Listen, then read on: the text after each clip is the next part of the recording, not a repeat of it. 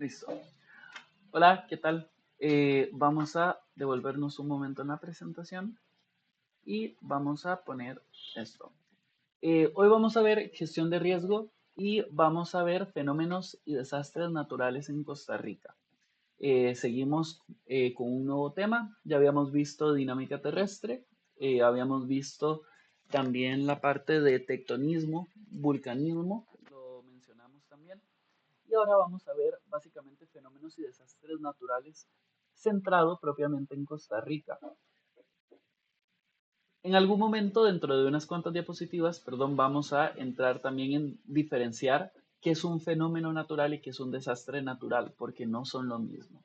Entonces, iniciamos, vamos a poner la escena y vamos a seguir adelante. Conceptos básicos.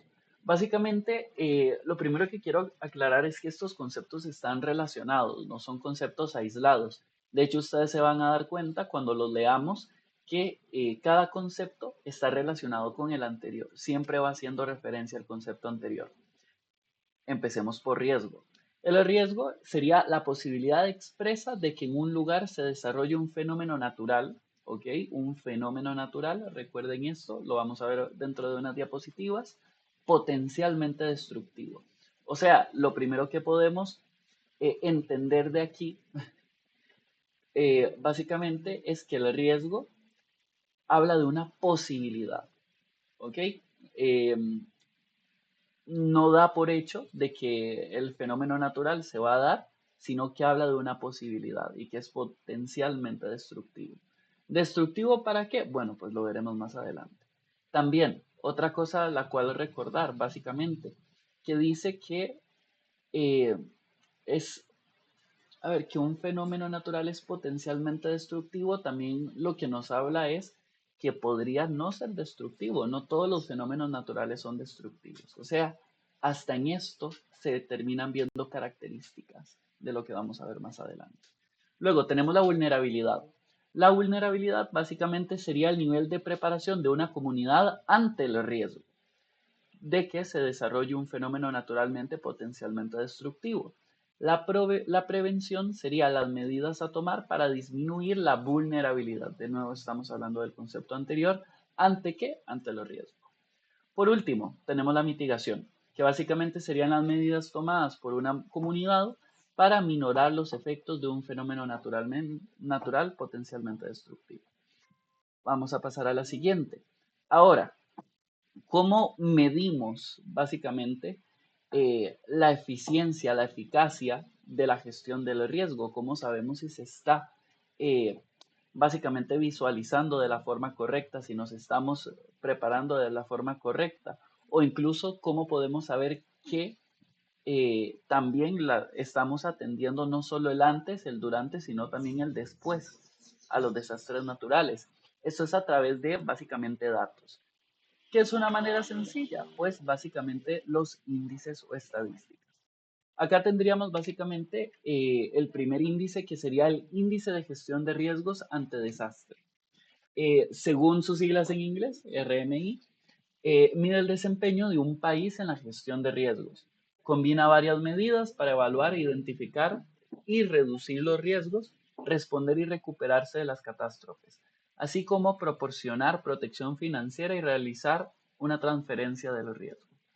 Eh, Muchos elementos, de hecho podríamos ir separando básicamente que frase por frase todo esto.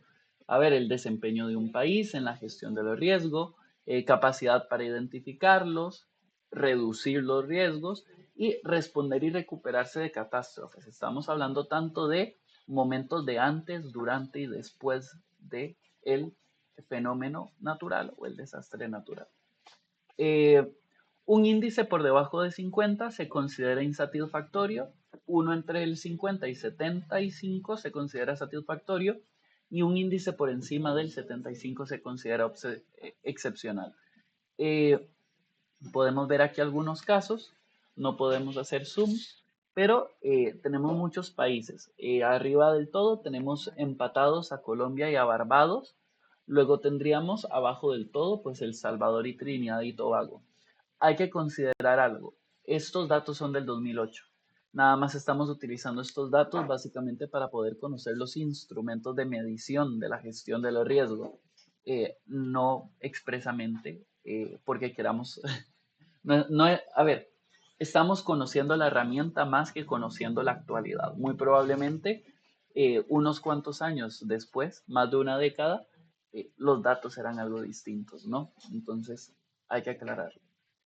Salvador sabemos que hoy en día pues ha tenido eh, un cambio en muchos aspectos. Ha sido un país que se ha recuperado de muchas situaciones que vivía anteriormente y no sería nada raro que también algunas de estas circunstancias, la gestión de riesgo, la planificación, la injerencia que tiene el aparato estatal sobre las comunidades y cómo éstas se preparan para el riesgo, como trabajan en la prevención, pues haya variado desde entonces. Costa Rica, ¿dónde está? En el 2008 al menos, básicamente con un 37. Pues debajo de 50 sería insatisfactorio. Siguiente índice. Básicamente tenemos el índice de desastres locales. Acá estamos abarcando un periodo del 2001 al 2005. De nuevo, con el fin de conocer la herramienta de medición. Básicamente, igual tenemos las siglas en inglés, que sería LDI. Evalúa los riesgos sociales y ambientales derivados de los desastres recurrentes de pequeña escala. ¿A partir de qué criterios hace esta medición? A partir de, número uno, pérdidas humanas; número dos, número de personas afectadas; número tres, daños producidos a viviendas y cultivos. Esto no se nos tiene que olvidar. A ver, un fenómeno natural, un desastre natural, no afecta solo al ser humano, afecta básicamente todo, afecta a la naturaleza, afecta a los animales, afecta a los ecosistemas. Y bueno, en el caso de el ser humano, que en muchas cosas se apropia del espacio, de los recursos, que dedica grandes porciones de tierra a plantar, un fenómeno natural puede afectar sus actividades, no solo sus casas, sus actividades de ganado, de cultivos, de lo que sea, pueden salir afectadas. ¿Con qué? Podemos ver el caso de Costa Rica, ahora inicio de año, con el tema este de las papas y el tomate que subieron de precio. ¿Por qué? Bueno, pues según lo que se decía, eh, se perdieron cosechas. ¿Por qué? Por la variabilidad básicamente del tiempo atmosférico. eh, básicamente los cultivos se echaron a perder por el exceso de lluvias. Entonces vean también cómo el desastre natural abarca muchas más vertientes más allá de lo que yo percibo, si me hizo daño a mí o no, o si dañó mi casa o no, o termina dañando la economía, termina dañando la actividad ganadera, agrícola, las relaciones sociales, eh, todo, afecta a todo el mundo. Entonces, bueno, perdón, me salté esto, que sería básicamente esto de mide la propensión de los países a sufrir este tipo de desastres y su impacto acumulativo sobre el desarrollo. De nuevo, más ámbitos, el desarrollo económico, el desarrollo cultural, el desarrollo turístico, el desarrollo, muchos. Un indicador entre 20 y 50 indica una tendencia normal, y uno por encima de 50 indica que la mayoría de zonas del territorio básicamente sufren pequeños desastres. Aquí vemos países básicamente a lo largo de todo el continente. Vemos a Bolivia, Colombia, Argentina, Perú, Costa Rica, arriba del todo. Bueno, en segundo lugar junto a Panamá. Y en el caso de Costa Rica, básicamente tenemos uno por encima de 50, tenemos 63. Significa que la mayoría del territorio costarricense es susceptible o tiene pues un nivel de vulnerabilidad. Eh, este vamos a evitarlo. Este no lo vamos a ver. Eh, tenemos básicamente el ciclo del desastre. ¿Qué es el ciclo del desastre? Lo que ya pues puede ser más o menos intuitivo, que es básicamente los momentos que se viven en... Esto es muy... A ver, siempre me da risa explicarle esto a los chicos porque lo siento muy redundante, pero luego vemos cada momento y tal vez no son tan fáciles de entender. El ciclo del desastre está compuesto por tres momentos. De hecho, yo con los chicos en el aula, voy a ver si ahora encuentro una foto, hice una línea de tiempo. Vamos a ver, hicimos una línea de tiempo. En esta línea de tiempo teníamos tres momentos. Tenemos el momento del antes, el momento del durante y el momento del después. Cada uno está caracterizado incluso por verbos en concreto. Vamos a leer primero la descripción y vamos a ver cuáles son los eh, verbos que pueden básicamente describir estos momentos del ciclo. Primero, antes se promueve la identificación del riesgo, identificar, buscar factores vulnerables, o sea, no todo lugar, no toda persona, no toda estructura necesariamente tiene vulnerabilidad. Y si tiene vulnerabilidad puede ser alta o baja incluso, para generar criterios de prevención y políticas de mitigación. Prevención, pues ya estamos hablando, hablamos de un poco de antes y prepararnos para una reacción durante se da el desastre y luego tendríamos el tema de la mitigación que usualmente se hace para el después. ¿Ok? Una vez se acabó el terremoto, vamos a ejercer la mitigación. Eh, pero bueno, esto muy bien. Durante, se ponen en práctica los criterios de prevención que fueron establecidos durante el periodo anterior del desastre y después se ponen en práctica las políticas de mitigación, exactamente, para minorar los efectos del desastre. ¿Qué podemos comentar de esto? Antes, básicamente es prevención o planeamiento como verbos principales. Durante, práctica. Es la puesta en práctica de lo que previamente fue preparado. Y luego, el después sería básicamente el que describe la mitigación. Vamos a ver. Fenómeno natural y desastre natural. Este fue un momento muy curioso, muy particular con los chicos cuando lo vimos en el aula, porque al parecer no era lo suficientemente intuitivo. Y está bien, no todo tiene que ser intuitivo, literalmente para eso estamos viendo los temas y vamos a clase, ¿no? Para ponerle nombre tal vez a cosas que ya sabemos o hemos identificado en la realidad, pero todavía nos hace falta pues esto, ponerle un nombre concreto o técnico. El conocimiento es súper vasto y si no le ponemos nombre, entre un concepto y otro, ligeramente diferenciados, pues nunca vamos a ver realmente la riqueza que hay en lo que nos rodea. Entonces, ¿qué es un fenómeno natural? Básicamente un fenómeno natural es cualquier situación que es generada por la naturaleza y que se produce independientemente de la actividad humana, desde la actividad subatómica hasta el desarrollo del universo.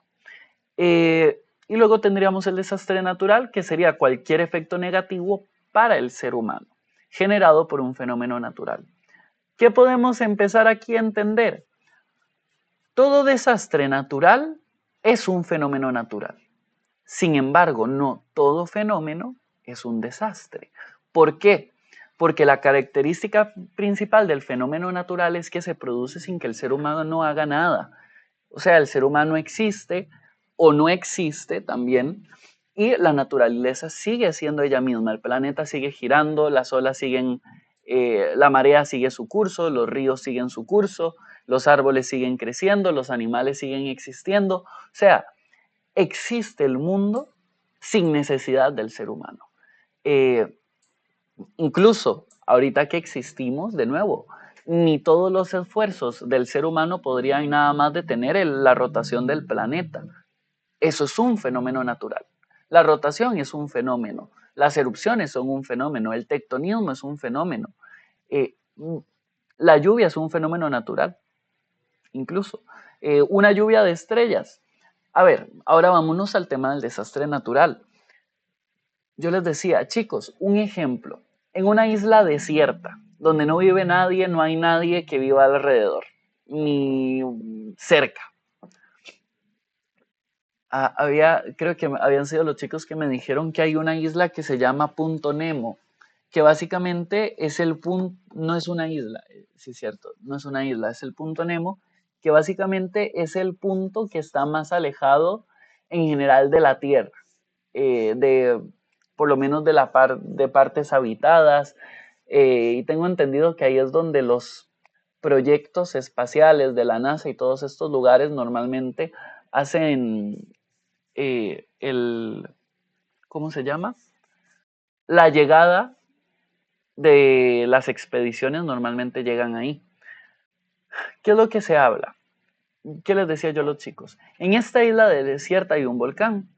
El volcán explota, hace erupción. ¿Es un fenómeno o es un desastre? Bueno, la respuesta es un desastre. Digo, es un fenómeno. ¿Por qué? Porque no hay ser humano el cual se ve afectado. En cambio, si hubiese una isla cercana, por ejemplo, vamos a situarnos, no sé, en Hawái o en otro archipiélago, las islas de Indonesia, que son un montón, y hay algunas que están bastante cerca. Si hay una explosión, aunque la isla que está donde explotó el volcán, donde hizo erupción, esté desierta, si a raíz de la explosión del volcán hay lluvia ácida, tenemos un problema. Si hay altas emanaciones de, no sé, de gases tóxicos, tenemos un desastre natural, no solo un fenómeno. Básicamente eso era un ejemplo. Luego, tipos de fenómenos naturales potencialmente desastrosos. Básicamente tendríamos los meteorológicos, son producidos en la atmósfera, huracanes, tornados, depresiones tropicales, sequías, temporales, ondas de calor, frentes fríos. Y luego tendríamos también la erosión de los suelos, que la erosión, esto lo hemos hablado muchas veces, puede tener dos características. Puede ser de carácter natural o puede ser de carácter antrópico. Esto lo podemos ver si nos guiamos desde la teoría de la deriva continental y la tectónica de placas. Los continentes hace millones de años surgen, se elevan y básicamente, bueno, esto ya lo vimos. No, yo creo que no. Bueno, en video no. Pero básicamente los continentes surgen, hay tierras que emergen, pero el agua, el viento y todas estas cosas hacen que naturalmente estas montañas y tierras emergidas se erosionen y hagan un proceso de sedimentación en la tierra que tienen alrededor. Pero también tenemos la erosión antrópica, que básicamente ¿en qué se basa? En la deforestación. Habíamos conversado que los árboles justamente son súper útiles, son súper importantes. ¿Por qué? Porque básicamente sostienen y abrazan la tierra. Las raíces se extienden. ¿Y qué es lo que pasa? Cuando cortas un árbol, dejas las raíces, pues al final mueren también y dejan de sostener la tierra en muchos casos. O también hoy en día en los proyectos urbanísticos o zonas donde quieren hacer comercio, no es solo que si las raíces dejan o no de sostener, es que directamente cuando quieres hacer un centro comercial y te volaste todos los árboles que había en una propiedad gigante, también los cimientos tienen que ser profundos, por lo cual quitan las raíces a propósito. Entonces, la erosión, de nuevo, puede ser natural o puede ser antrópica. En el caso natural, viento, agua, hielo, y generando la posibilidad de producir derrumbes. Vamos a ver el siguiente. Tenemos los topográficos, que sería básicamente los que se generan en la superficie, derrumbes y lahares. Lahares básicamente son desprendimientos de lodo volcánico que se dan. Básicamente, hay un ejemplo muy famoso que fue, si mal no recuerdo, en Guatemala.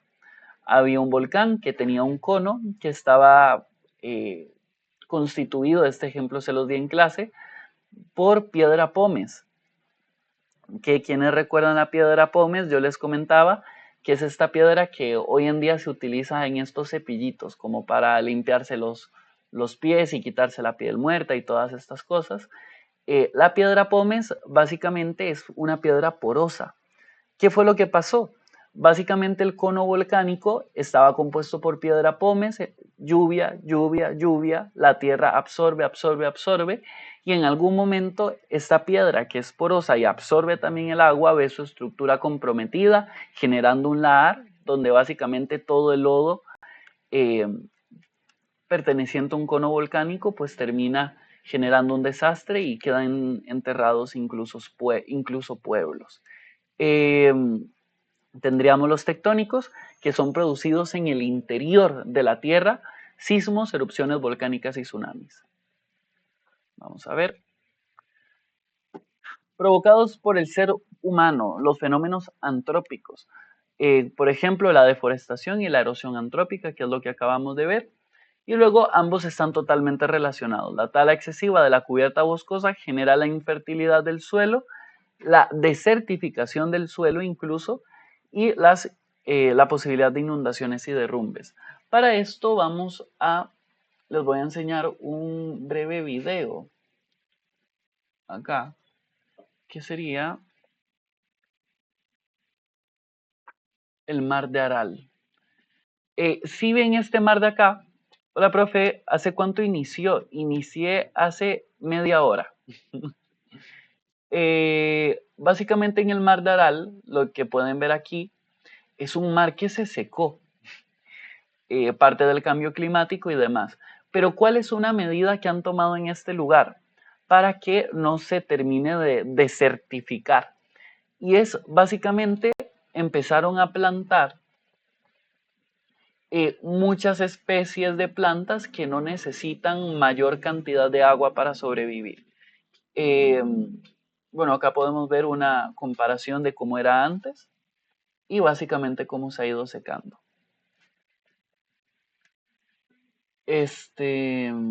Muy bien. Ok.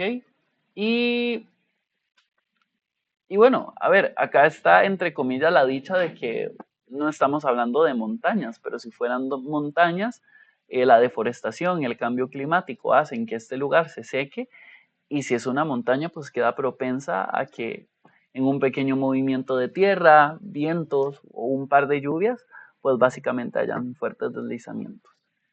Entonces vamos a volver a la presentación. Excelente. Y sí, básicamente.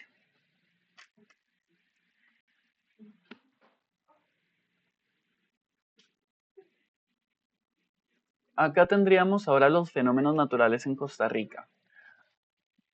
Básicamente, ya hablamos de cuál era la diferencia. Bueno, vamos a dejar este video acá y seguimos ahora en el que sigue.